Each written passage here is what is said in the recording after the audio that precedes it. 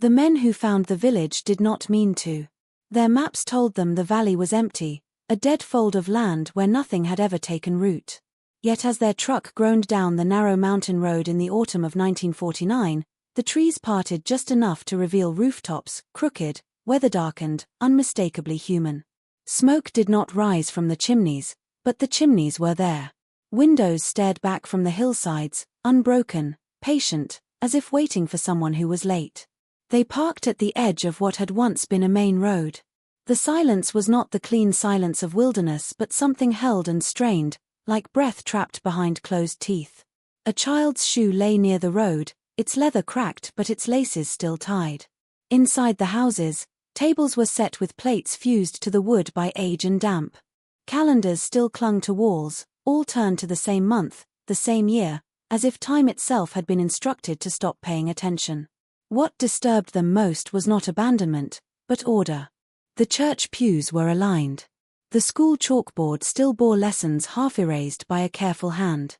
No signs of fire, no mass graves, no hurried escape. It was as though the village had been asked to leave quietly and had obeyed too well. They would have written it off as an undocumented settlement if not for the cellar beneath the church. The door resisted, swollen by decades of moisture, and when it finally gave way, the smell of old paper rose like something long buried and recently disturbed. Dozens of journals lay stacked in deliberate rows, wrapped and preserved, their covers worn smooth by use. Names filled the first pages, repeated, familial, interwoven, each dated carefully, each entry written with the weight of someone who believed they were being watched, even on the page. The first diary began simply, "If this is ever read, it means we failed to keep it quiet." By nightfall, the men understood why no road led back out of the valley the way it should have. In the late summer of 1949, a three-man federal survey team was dispatched to the eastern spine of Appalachia to verify boundary lines for a proposed forestry expansion, a task considered routine enough to be assigned without ceremony or press. Their instructions were clear, their maps recently updated, their route calculated to pass through stretches of land officially designated as uninhabited since the turn of the century. The valley they encountered was not marked by a name, only a faint contour where the mountains folded inward, a shallow depression the maps treated as a blank space, an absence rather than a location. When the truck's engine stalled at the crest and the men stepped out, they were met not by wilderness but by the unmistakable geometry of settlement, fence posts leaning at regular intervals, a dirt road worn smooth by decades of feet, and beyond it, structures arranged with the logic of human life rather than chance. The men hesitated, each of them aware that what they were seeing contradicted every document they carried. Villages left traces even after destruction, burn scars, collapsed foundations, debris scattered by weather, but this place appeared preserved in a state of quiet neglect. Houses stood roofed and upright. A water pump remained bolted at the crossroads. The road split where it should have split, one path bending toward what must have been farmland, the other leading uphill toward a church steeple darkened by age. No signage welcomed them, no marker announced departure or disaster, yet the layout suggested a population large enough to have required schools, worship, and trade. As they moved deeper into the valley, the sense of intrusion grew sharper. Doors were closed but not locked. Curtains hung stiff with dust. A ledger lay open in what appeared to be a general store, its last entry dated decades earlier, written in ink that had faded but not bled. There were no footprints, no fresh signs of habitation, but the air carried the lingering impression of routine, as though the village expected its people to return after a long delay. One of the men remarked that even ghost towns usually announced themselves with decay, but this place resisted that language, refusing to perform abandonment in a way that made sense. What unsettled them most was the complete absence of reference. None of their training accounted for a settlement large enough to house hundreds yet small enough to vanish without record. Census rolls, tax maps, wartime registries, postal routes all should have left some trace, yet the valley existed outside those systems, as if it had been folded inward and instructed to remain quiet. By the time the light began to fail and the mountains cast their shadows across the rooftops, the men understood that they had not discovered something forgotten, but something that had been deliberately left out, something that had waited decades to be seen again, and perhaps had never expected anyone to come looking at all. Once the initial disbelief gave way to cautious movement, The survey team began a methodical walk through the village, documenting what logic told them should not exist.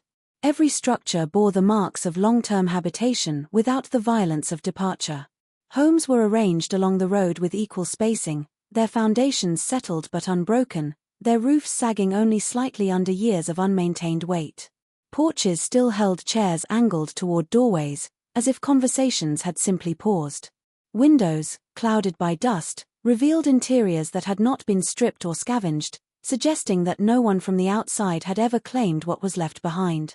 This was not a place emptied by fire, flood, or famine. It was a place that had been left intact, deliberately or otherwise, and then ignored. Inside the houses, the evidence grew more intimate. Beds remained made with quilts faded to the color of ash. Closets held coats whose sleeves had collapsed inward, shaped by the memory of arms no longer there. Kitchen shelves were lined with jars, some still sealed, their contents long spoiled but untouched. Children's drawings curled at the corners on walls and floors, depicting mountains, animals, and figures that seemed unfinished, faces left blank or scratched out. The passage of time had not erased these details, it had only dulled them, preserving the impression that life had been interrupted rather than ended. The public buildings carried the same unsettling restraint. The schoolhouse desks were aligned in neat rows, inkwells dry but unbroken. A chalkboard displayed arithmetic problems half-cleaned, the ghost of numbers lingering beneath a thin smear of white dust. The church pews were polished smooth by years of use, hymnals stacked beneath them in careful order.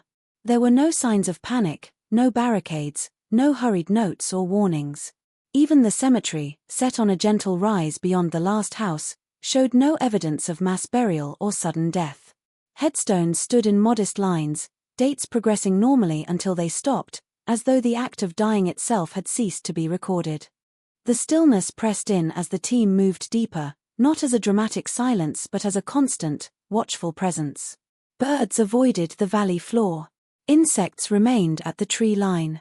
Sound seemed to lose its urgency here, footsteps softened, voices dropped without conscious decision. The men became aware that the village felt recently absent in a way that defied the calendar, as if time had passed unevenly, flowing everywhere else but hesitating in this narrow fold of land. The preservation of the place suggested intention, not carelessness, and raised a question none of them wanted to voice aloud. If the village had not been destroyed, and its people had not fled in fear, then something else must have persuaded them to leave everything behind exactly as it was, and whatever that reason had been, it had succeeded so completely that even decay had been instructed to wait.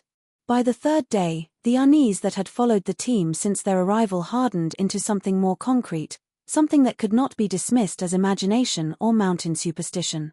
Back at their temporary camp, the men spread their documents across the hood of the truck and compared them again, searching for the oversight that would restore order to what they had seen. Census summaries from the early 20th century listed nearby towns by name, population, and industry, but the valley remained absent, not even marked as abandoned or unincorporated. Tax assessments showed no parcels registered in the area, no land transfers, no delinquent payments that might explain a mass departure. Wartime draft rolls, which had reached into the most remote hollows during both world wars, listed no men from the valley, as though no one there had ever existed in the eyes of the state. The team leader attempted to rationalize the omission as a clerical error compounded over decades, but the scale of the village made that explanation collapse under its own weight. Hundreds of people could not simply fail to appear in records that fed into one another year after year.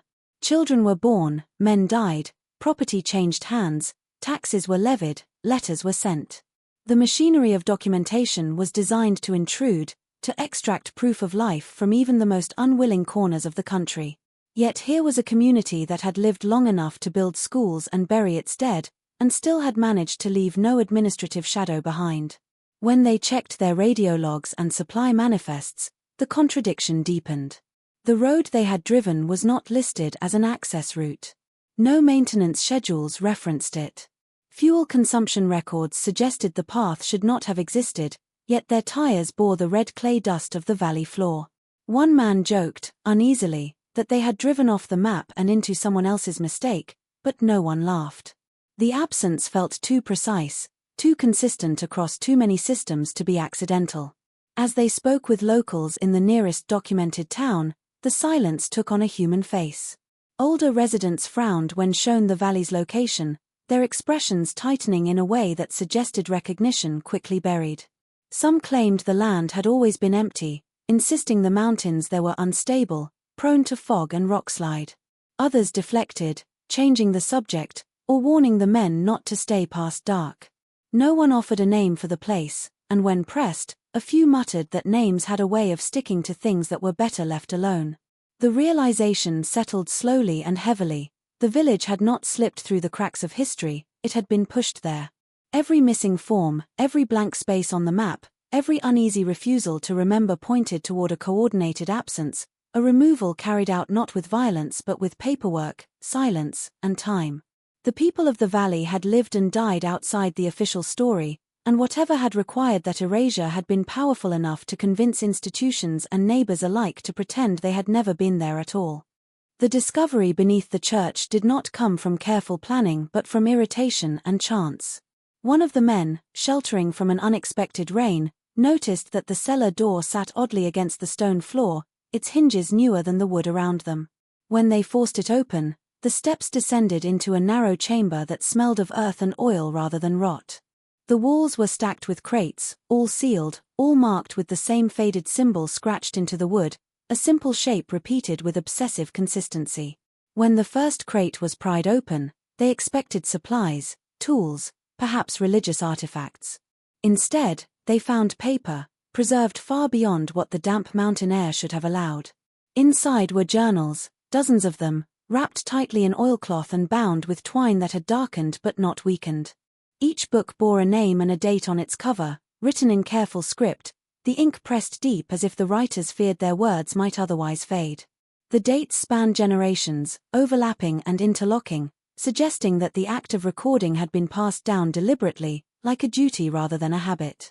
Some of the names repeated across decades, fathers and sons, mothers and daughters, the handwriting changing subtly while the purpose remained the same. As more crates were opened, the scope of what had been hidden became clear. This was not a private collection but an archive, organized and protected with intention. The journals were arranged chronologically, not by author, forming a continuous account of life in the valley. The care taken to preserve them stood in stark contrast to the lack of preservation afforded to anything else in the village, as though the people had understood that buildings could be abandoned, possessions left behind, but the written word required defense. Oil had been reapplied to the cloth over time, the knots retied, the crates resealed, evidence that someone had returned to this cellar again and again long after the entries themselves had stopped. The men read in silence, their boots leaving damp prints on the stone as the rain intensified outside. The earliest entries spoke of ordinary struggles, poor harvests, sickness, births and burials, sermons delivered to half-empty pews. Yet even in those first pages, there was a tone of vigilance, a recurring emphasis on watching the mountain, on listening at night, on maintaining practices that were never fully explained. Later entries grew more guarded, their language shifting toward caution and omission, as though the writers believed the act of naming certain things might draw them closer. What unsettled the team most was the final crate. Its journals were fewer, their pages brittle, their handwriting uneven. The last entry ended abruptly, mid-sentence, not torn or damaged, simply unfinished. There was no sign that anyone had returned to seal that crate again. It sat open, waiting, as if the person who had meant to close it had been interrupted and never allowed to finish, and in that open silence, the men understood that whatever story the village had been erased to contain was now, finally, asking to be read. The earliest diaries carried a tone that was almost reassuring in its ordinariness, a deliberate calm that seemed intended to ground the reader in routine before anything else could intrude. The writers described a village that knew itself well, a community bound not by wealth or ambition but by geography and necessity. Families shared labor during planting and harvest, rotated care for the sick, and gathered weekly in the church not only for worship but for decisions that affected them all. Yet threaded through these familiar rhythms was a persistent awareness of the mountain that enclosed the valley, described less as a backdrop and more as a presence that required attention. The mountain was not feared openly, but it was respected in a way that bordered on obligation. Repeated across multiple diaries was mention of certain practices performed at set times of year, referred to simply as keeping watch or maintaining the quiet. These were not described as ceremonies meant to summon or celebrate, but as acts of restraint, small behaviors repeated faithfully to ensure that something remained undisturbed. Windows were shuttered on specific nights regardless of weather. Livestock was kept close after sunset during certain weeks.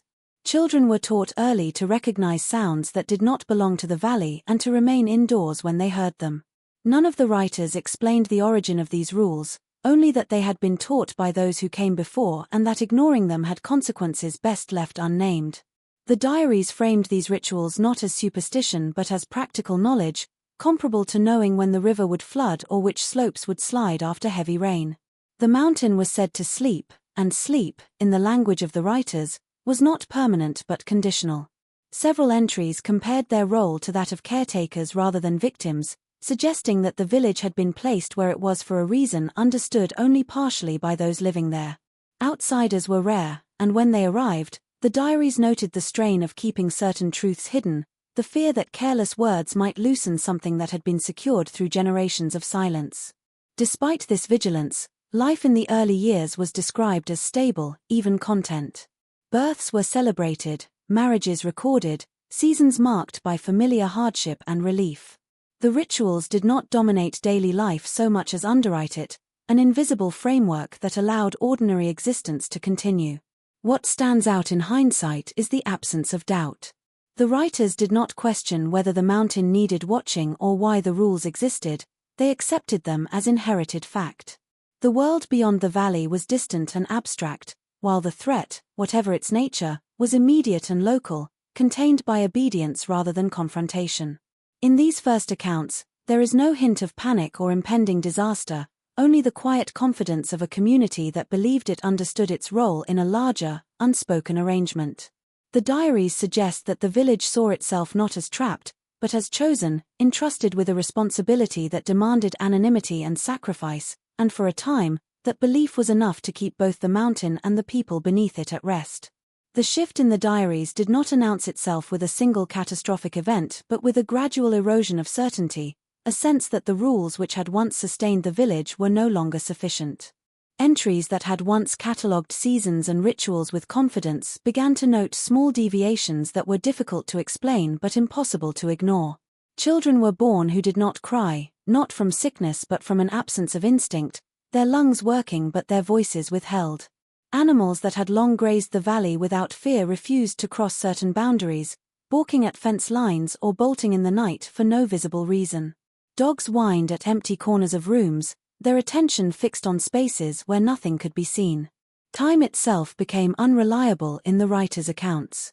Several diaries mentioned nights that stretched far beyond their expected hours, darkness lingering even as clocks insisted morning had come.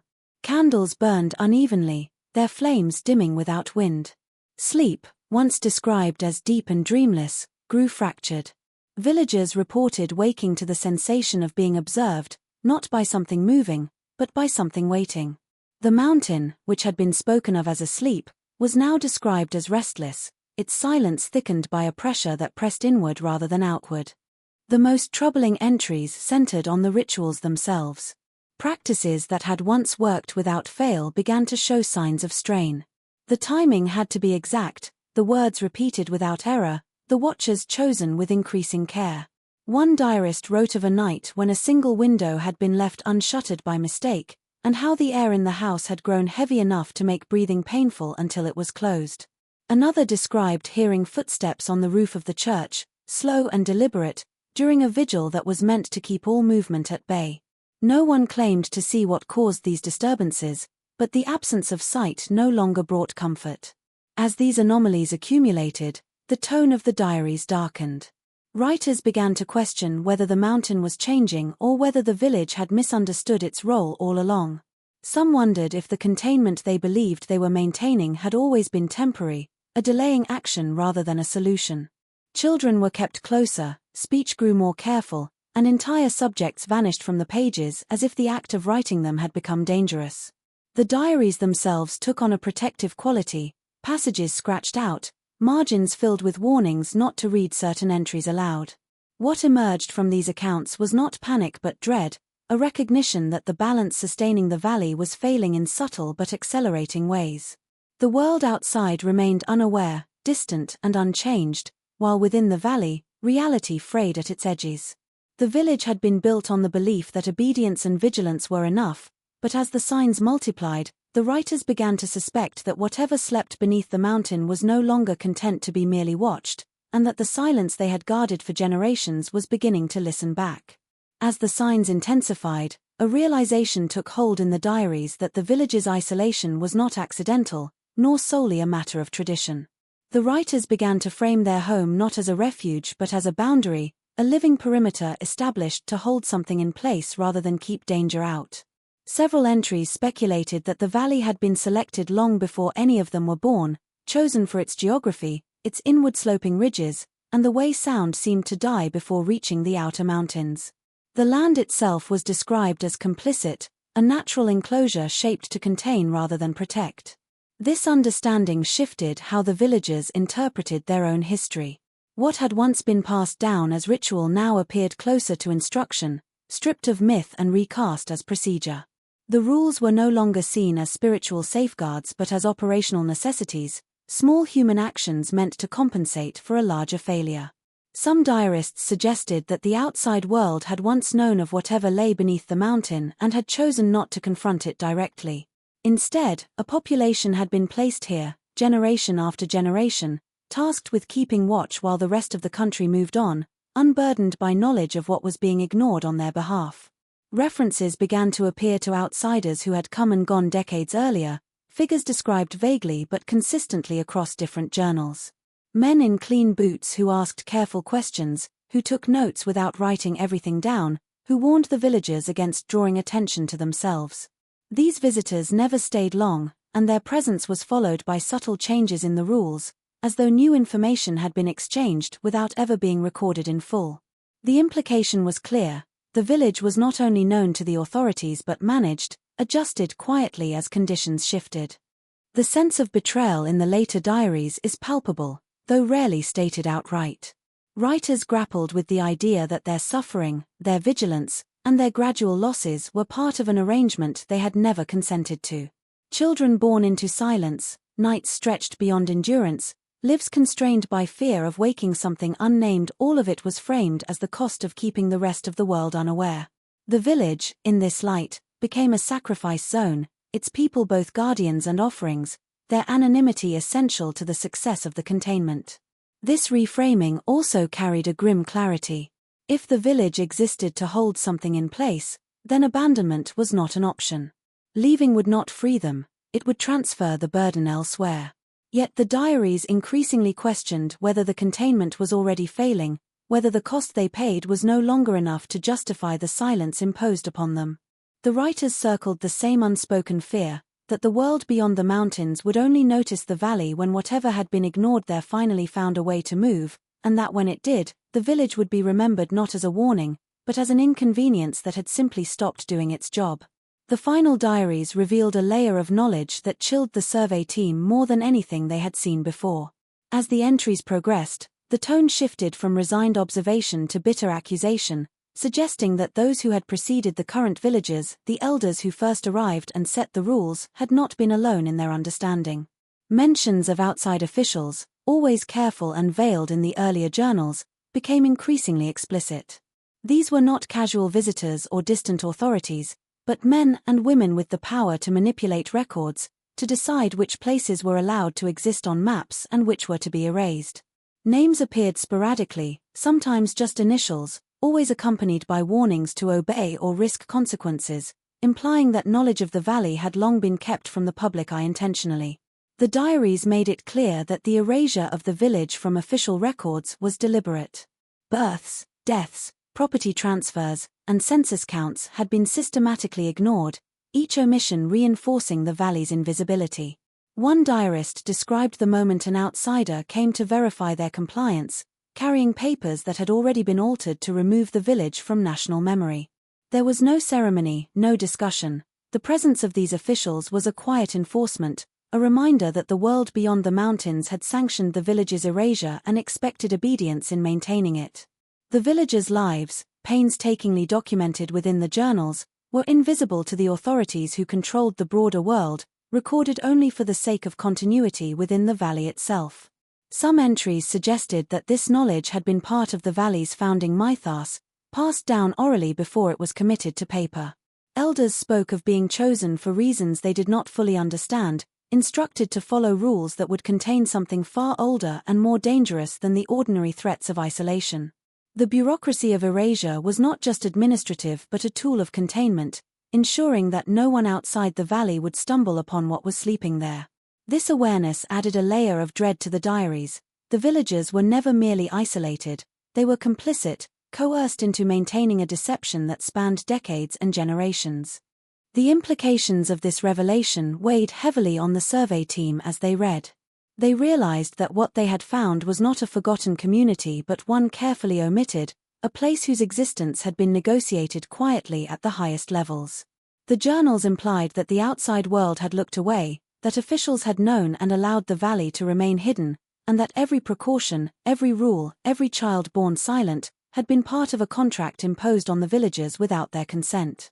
It was a deliberate, systemic neglect of history and humanity, a record of the lengths to which the world would go to ignore what it could not or dared not understand. As the survey team continued to study the diaries, a disturbing pattern began to emerge, one that seemed to blur the boundary between the valley's history and their own perceptions. Entries described villagers experiencing dreams that were vivid, detailed, and consistent across households, even when those dreaming had never shared the same experiences during waking hours. The dreams were often frightening, filled with impossible landscapes, whispers from unseen corners, and sensations of being followed or watched. Over time, the diarists recorded how the dreams began to influence waking behavior, decisions made on instinct, objects moved or removed without conscious thought, and actions taken in response to threats that were never physically present. The villagers wrote of a creeping inevitability, a sense that something beyond their understanding was guiding their lives, testing their vigilance, or punishing lapses in the rules. By the final entries, this influence had grown beyond private experience. Multiple diarists described waking to find their own words written in journals without memory of having written them, or finding objects placed exactly where they would be needed for a ritual before recalling the intention to do so. The effect was subtle at first, easily rationalized as coincidence or forgetfulness, but as it intensified, it became undeniable.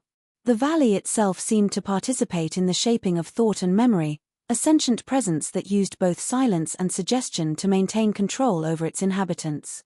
Dreams and reality intertwined until neither could be trusted alone, and the writers recorded this with a combination of awe and terror, understanding that compliance with the rules was no longer simply prudent but essential to survival. The survey team, reading these passages, began to experience echoes of the same phenomena.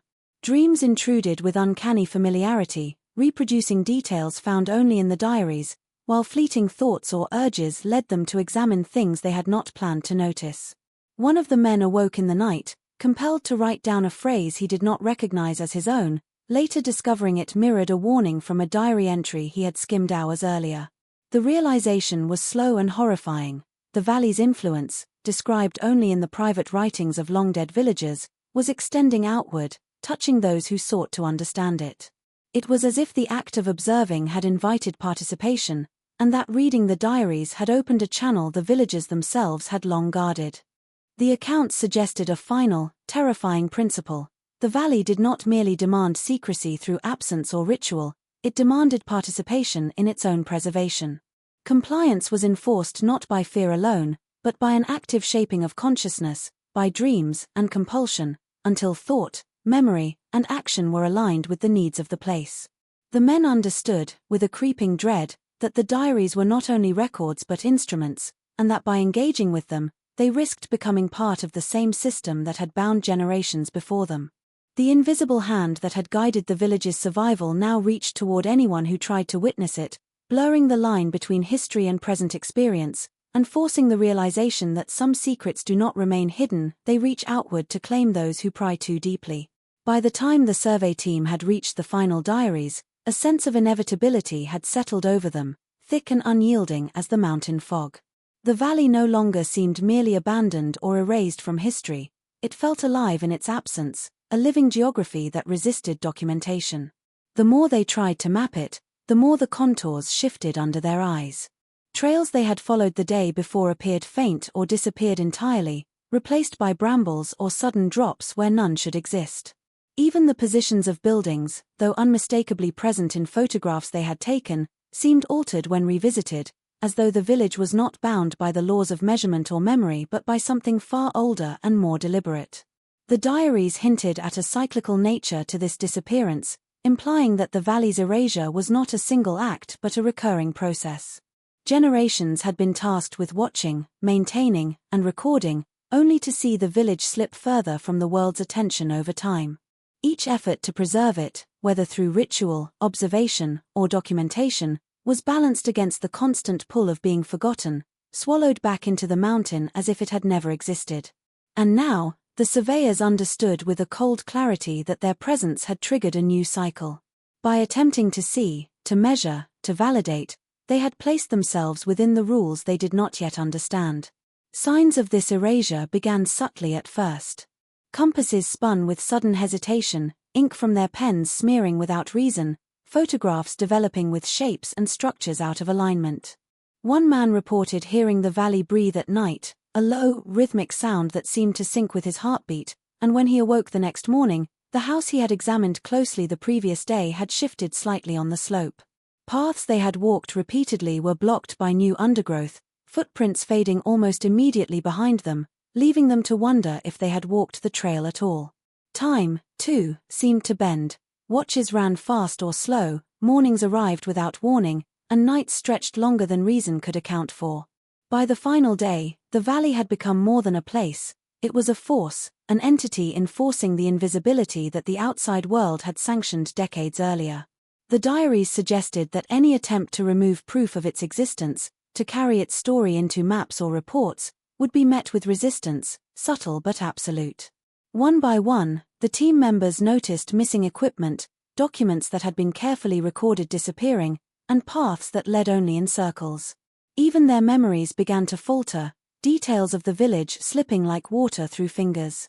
It was as though the valley was actively reclaiming its story, erasing not only itself but those who had dared to witness it, ensuring that the cycle of secrecy, obedience, and disappearance would continue unbroken, and that the world outside would remain blissfully, terrifyingly ignorant.